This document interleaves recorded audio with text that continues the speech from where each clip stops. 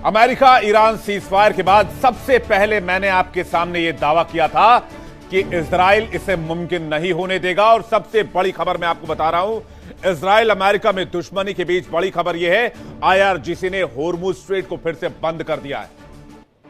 जी हां, मैंने आपसे पहले ही कहा था कि इजराइल अपने हमले नहीं रोकेगा, और जब तक इजराइल नहीं रोकेगा तब तक शांति की उम्मीद छोड़ दीजिए। यानी मिडिल ईस्ट में अब नए युद्ध के आसार दिखने लग गए हैं।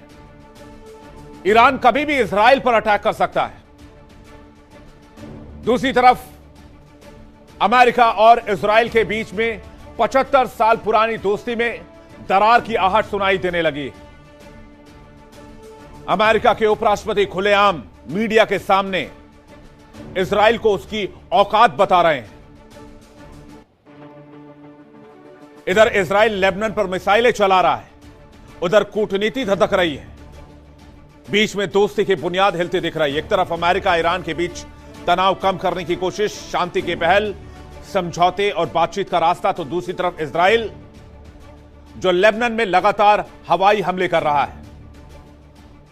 हालात ऐसे बन रहे हैं कि हिजबुल्लाह की लड़ाई का अब कोई और छोर नहीं दिख रहा है।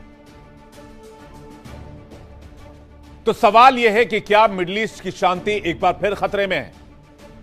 क्या इजराइल पर ईरान हमला करने वाला है? होर्मुज को आईआरजीसी ने फिर से बंद कर दिया है।